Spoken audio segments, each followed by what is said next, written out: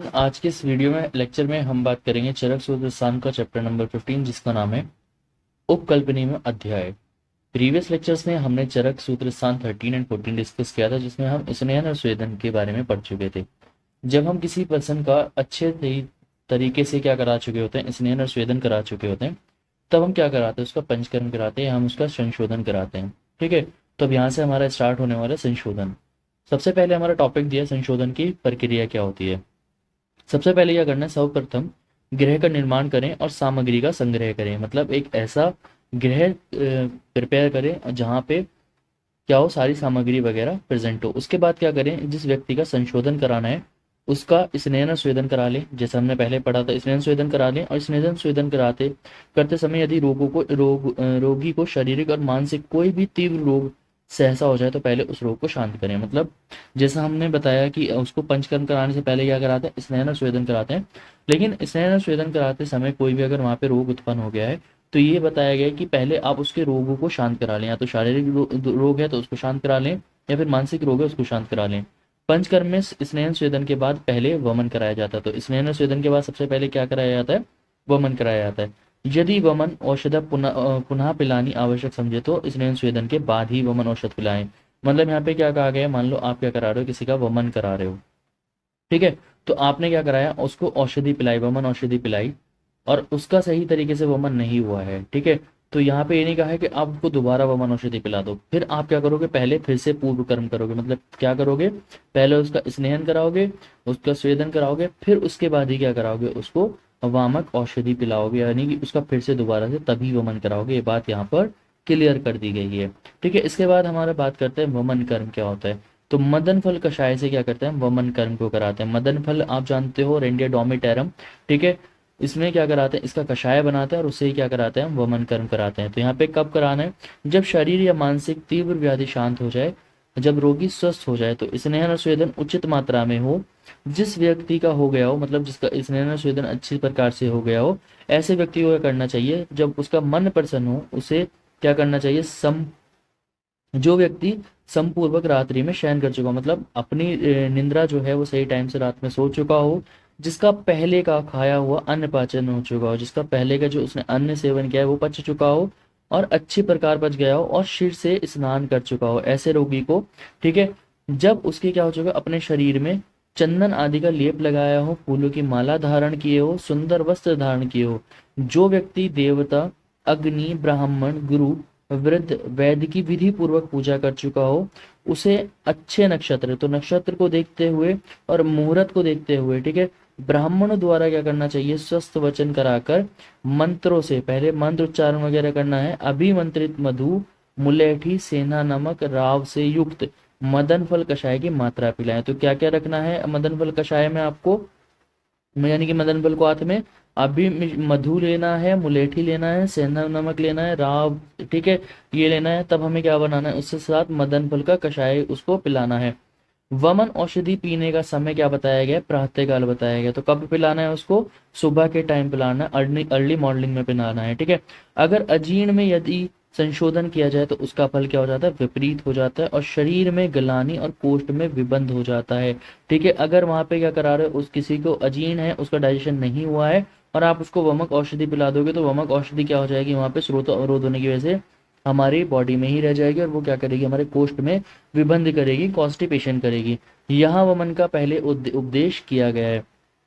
ठीक है, तो सबसे पहले क्या बताया गया, वमन के बारे में बताया गया। यदि संशोधन में सर्वप्रथम अगर विरेचन आ जाता, तो यहाँ पे देखिए क्या कहा गया, विरेचन क्यों नहीं रखा गया है, तो उससे कफ नीचे ग्रहणी के पास चला जाता। तो अगर हम उससे ग्रहणी के पास ढक जाती, जिसमें पाचन क्रिया ठीक नहीं होती और शरीर में भारीपन और प्रावधिका उत्पन्न हो जाती है। मतलब क्या है, अब देखो वमन क्या होता है, वमन किसको निकालते हैं, वमन के लिए हम कफ को निकालते हैं। ठीक है, तो सबसे पहले क्या करते हैं, हम कफ को ही निकालते हैं। क्यों, क्योंकि अगर हम कफ को नहीं निकालते और सीधा सीधा क्या कराते, उसका विरेचन औषधि पिला देते, तो ये क्या करता है, ये जो कफ है ये नीचे की ओर चला जाता है और नीचे की ओर जाने के बाद जो हमारी ग्रहणी है उसको ढक लेता, और ढकने के बाद क्या करता है, हमारी ग्रहणी में ग्रहणी रोग की उत्पत्ति करा सकता था, जिसकी वजह से शरीर में क्या हो जाता, भारीपन वगैरह हो सकता था। इसीलिए यहाँ पे कहा गया कि पहले वमन कराना है ताकि आप उसके कफ को निकाल दो। यदि औषधि का वेग अल्प होता है तो कफ के द्वारा मार्ग के बंद हो जाने के कारण कफ क्या करेगा, विरेचन औषधि को नीचे नहीं ले जाने देगा और क्या करेगा, मुख से ही बाहर निकाल देगा। दूसरा रीजन क्या बताया कि अगर आपने क्या कराया, सबसे पहले वमन नहीं कराया तो कफ क्या करेगा, कफ क्या करेगा, मार्ग को बंद कर देगा, और मार्ग बंद हो जाएगा तो जो हमारी विरेचक औषधियां है, जो हमारी विरेचन वाली औषधि है वो नीचे नहीं जाएंगी। ठीक है, जब नीचे नहीं जाएंगे तो वो क्या करेंगी, उदर मार्ग से या मुख मार्ग से क्या हो जाएंगी, वो वापस बाहर निकल जाएंगी। इसीलिए पहले क्या कहा है, वमन द्वारा कफ को निकाल दिया जाता है, जिससे क्या हो जाए, हमारा मार्ग जो है वो स्वच्छ हो जाए। तो ये बात यहाँ पे क्लियर कर दी गई है। ठीक है, इसलिए पहले वमन कराया जाता है। सर्वेशे तु मधु सैंधव कफ विलियंते कफ विलियन छेदनाथ वमने दधार। ठीक है, यहाँ पे क्या कहा गया कि कफ को छीनकर बाहर निकालने के लिए क्या यूज करते हैं, मधु और सैंधव नमक का प्रयोग किया जाता है। ये बात आपको बहुत पहले से पता होगी। अब मदन फल कषाय की मात्रा, तो जो हमें मदन फल का कषाय है वो कितनी मात्रा में, उसकी डोज कितनी है, ये यहाँ पे बताया गया है। तो मदन फल के कषाय की मात्रा का प्रमाण जो है, यानी कि जो उसकी अमाउंट है या उसकी डोज है, तथा सभी संशोधन औषधि की मात्रा किसके बेसिस पे देखते हैं, पुरुष के बल और उसके कोष्ठ पर रहती है। तो ये तो पहले से ही आपको पता है, बल वगैरह को देख के, वय वगैरह को देख के हम क्या करते हैं, औषधि का निर्धारण करते हैं। जितनी मात्रा जिस व्यक्ति को पिलाई जाए और पीने के बाद उसको वह विकार करने वाले दोषों को निकालने में समर्थ हो जाए, व्यक्ति के अंदर अतियोग एवं अयोग के लक्षण ना उत्पन्न हो, वही मात्रा बताई गई है। तो यहाँ पे क्या कहा गया है कि एग्जैक्ट डोज वही है जो क्या करे, इतनी मात्रा पिलाओ कि पीने के बाद क्या हो जाए, जो भी विकार है, जो हमारे विकार है वो क्या हो जाए, शांत हो जाए, विकार क्या हो जाए, शांत हो जाए, और साथ में क्या ना हो, अतियोग मतलब एक्सेसिव, वहां पे कोई अतियोग के लक्षण ना आए या फिर अयोग के लक्षण ना आए, वही क्या है, हमारी सम्यक मात्रा बताई गई है। ठीक है, अब इसके बाद है वमन कर्म की मुख्य विधि। तो ये मोस्ट इंपॉर्टेंट है। ठीक है, ये 5 मार्क्स में आपसे पूछा जाता है या 10 मार्क्स में भी कभी कभी पूछ लिया जाता है कि वमन की मुख्य विधि क्या है। तो सबसे पहले यहाँ पे क्या कहा गया, मुहूर्तम अनुक्षेत्र, मतलब क्या कहा गया, वमन द्रव्य विधि पूर्वक पिला देने के बाद 1 मुहूर्त तक प्रतीक्षा करें। तो यहाँ पे क्या कहा गया है कि जब आप किसी को वमन द्रव्य जो पिलाया है, आपने सपोज करो मदन फल का कषाय पिलाया है, तो आपको कुछ टाइम वेट करना है, 1 मुहूर्त का वेट करना है। स्वेद प्रादु विवेण, मतलब क्या कहा गया, जब उसके सिर पर या शरीर में पसीना आने लगे, जैसे आपने क्या किया, उसको मदन फल का कषाय पिलाया, कषाय पिलाने के बाद उसके शरीर पे पसीना आने लगा है, सिर पे पसीना आने लगा, तो आप समझ जाइए कि जो दोष है वो क्या हो रहा है, पिघल रहा है, मतलब हमारा कफ क्या हो गया है, पिघलना शुरू कर दिया है। इसके बाद क्या कहा गया, लोम हर्षे चे स्थान स्थानिश्चय प्रचलितम। ठीक है, ये अगर आपको ये नहीं है कि ये श्लोक्स आपको लाइन याद करनी, आप इसकी हिंदी भी याद कर सकते हो। ठीक है, जब शरीर में क्या होने लगे, रोमांच होने लगे, ठीक है, तो समझना चाहिए कि हमारे जो दोष है वो स्थानों से चलने लगा है। कुक्षीर हर्षम सम आद्यम अध्यम आपने च कुक्षिम नुगता। ये क्या कहा गया है कि जब दोष उदर में आद्यमान कर, तो अगर आपके उदर में आद्यमान होने लगे तो समझे कि जो हमारा दोष था वो क्या आ चुका है, उदर में आ चुका है, यानी कि हमारे स्टमक में आ चुका है। इसके बाद क्या कहा गया, हल्लास वगैरह के बारे में क्या कहा गया, जब जी मचलाने लगे तो क्या समझना चाहिए, मुख से जल निकलने लगे, या अगर आपका जी मचलाने लगा है या आपका मुख से जल निकलने लगा है तो समझना चाहिए कि जो दोष है वो क्या हो चुके हैं, अधोमुख हो चुके हैं, मतलब ऊपर की तरफ उनका मुख हो चुका है। इसके बाद क्या कहा गया, अयास्यम जानूसम मसबादम। ठीक है, यहाँ पे क्या है, तब उस व्यक्ति को क्या करना चाहिए, जानू समान ऊंचा, ठीक है, जानू समान ऊंचा और चौड़ा चौकी पर बिठाएं। तो कितनी ऊंची, जितना जानू, जानू क्या है, हमारी संधि। ठीक है, तो जानू संधि समान क्या करना चाहिए, उसको इतना ऊंची चौकी पर उसको बिठा देना चाहिए। ठीक है, अब बिठाने के बाद क्या कहा है, यहाँ पे आचार्य भरत भट्ट ने कुछ कहा, एक लाइन कही है, इन्होंने क्या कहा है, ना तो सिर को अत्यंत ऊंचा रखें और ना ही सिर को अत्यंत नीचा रखें। मतलब चौकी पे बिठा दिया तो उसको ऐसा नहीं कि ऊपर मुंह करके वमन करा रहे हैं, बहुत ज्यादा नीचे झुका के उसका वमन करा रहे हैं। ठीक है, तो सिर को अत्यंत ऊंचा भी नहीं रखना है और शरीर को अत्यंत नीचा भी नहीं रखना है। अगर अत्यंत ऊंचा रखा जाएगा तो उससे क्या हो जाएगा, हृदय और पृष्ठ में पीड़ा होगी, मतलब हार्ट में पेन होगा और हमारी जो बैक है उसमें पेन होगा। अगर उसको बहुत ज्यादा नीचे कराओगे तो सिर में पेन होगा और हमारा जो कोष्ठ है उसमें पेन देखने को मिलेगा। यहाँ पे आचार्य भरत भट्ट ने कही है।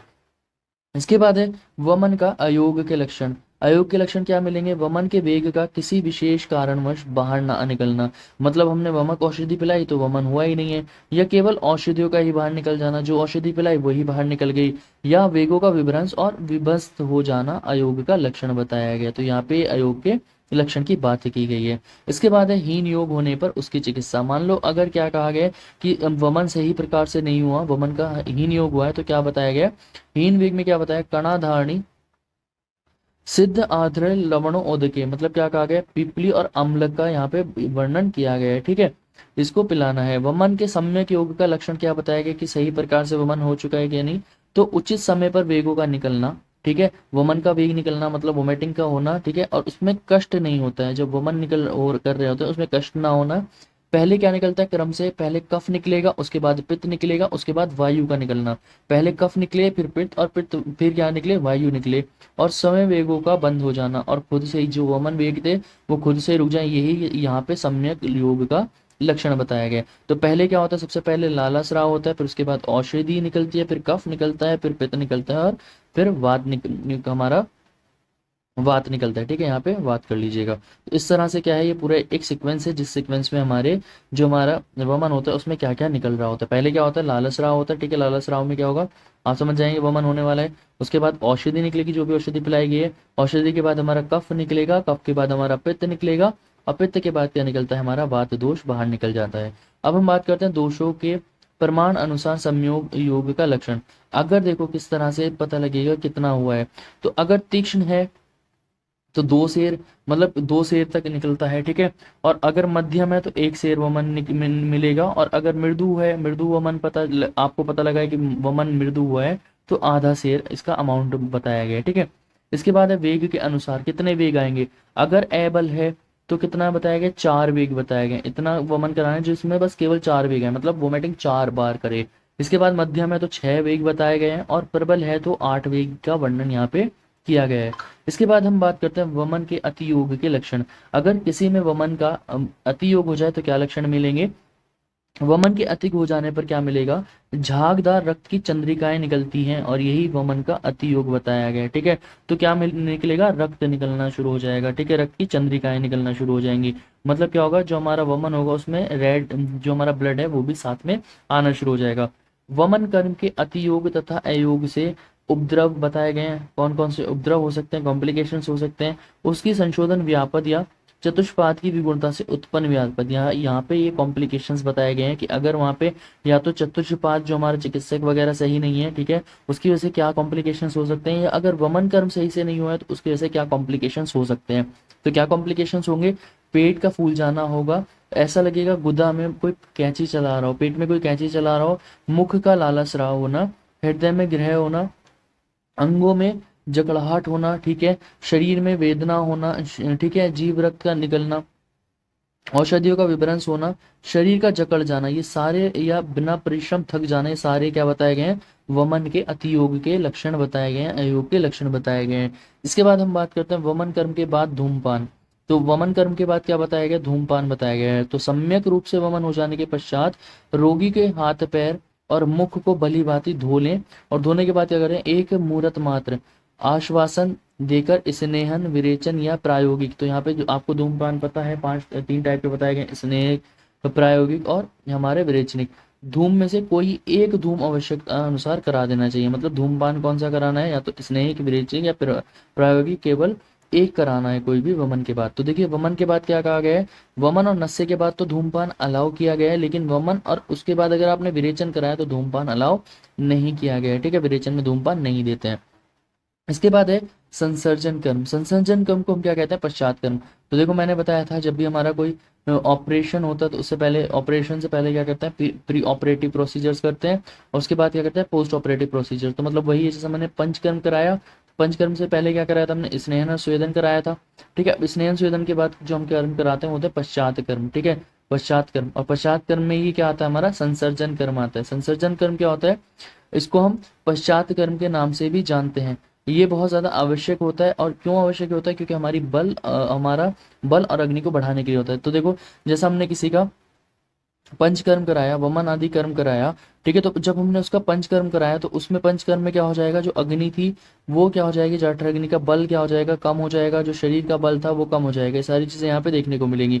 तो इसी बल को बढ़ाने के लिए और हमारी जो जठर अग्नि है उसको प्रदीपित करने के लिए क्या कराते हैं हम, जो कर्म कराते हैं वो होता है हमारा संसर्जन कर्म। ठीक है, वर्णन है वो आचार्य चरक ने सिद्धि स्थान में दिया है, जिसमें पेया, विलेपी, अकृतयुष और कृतयुष वगैरह का यूज करना बताया गया है। संसर्जन कर्म मैं आपको नेक्स्ट वीडियो में एक प्रॉपर इसके ऊपर वीडियो बना दूंगा, किस तरह से हम संसर्जन कर्म कराते हैं और किस तरह से पेया विलेपी वगैरह का यूज करते हैं। ठीक है, तो अब इसके बाद हम बात करते हैं वमन आदि कर्म को कराने से पहले बीच बीच में स्नेहन और स्वेदन कराते रहें, ये बात यहाँ पे क्लियर है। वमन के बाद जब मनुष्य स्वस्थ हो जाए तो उसे क्या कराएं, स्नेहन स्वेदन करा के फिर से विरेचन कराएं। तो पहले आपने अगर वमन कराया है, ठीक है, तो वमन के बाद ऐसा नहीं कि डायरेक्ट उसका विरेचन करा दोगे, तो विरेचन कराने से पहले फिर भी आपको क्या कराना है, उसका स्नेहन कराना है, और स्नेहन से स्नेहन उसके बाद क्या कराना है, उसका स्वेदन कराना है, तभी आप उसका विरेचन कराओगे। अतः अंत में स्वेदन अवश्य, स्नेहन अवश्य करें। यहाँ पे जरूर बताया गया कि स्नेहन जरूर करना चाहिए, क्योंकि क्या करता है, वात का शमन करता है। अब यहाँ पे लास्ट टॉपिक है हमारा संशोधन के लाभ।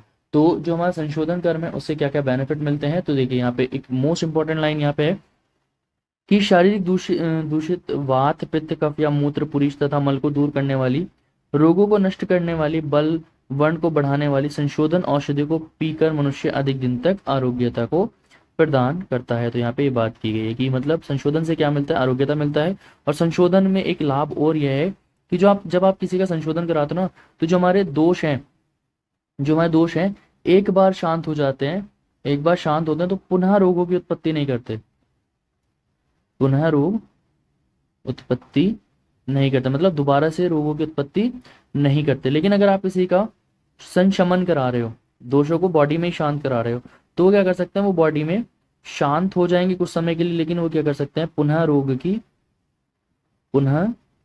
की उत्पत्ति में क्या होते हैं, साधक हो सकते हैं। ठीक है, वो दोबारा से रोग की उत्पत्ति करा सकते हैं। तो ये शमन और संशोधन में डिफरेंस होता है कि अगर आप किसी का संशोधन करा रहे हैं तो दोबारा चांसेस होते हैं कि रोगों की उत्पत्ति हो सकती है, लेकिन यहाँ पे चांसेस नहीं होते कि रोग की दोबारा उत्पत्ति नहीं होती। ये था हमारा चैप्टर नंबर 15। आई होप आपको लेक्चर पसंद आया होगा। अगर लेक्चर पसंद आया तो प्लीज चैनल को सब्सक्राइब कर देना। मिलते हैं नेक्स्ट वीडियो में।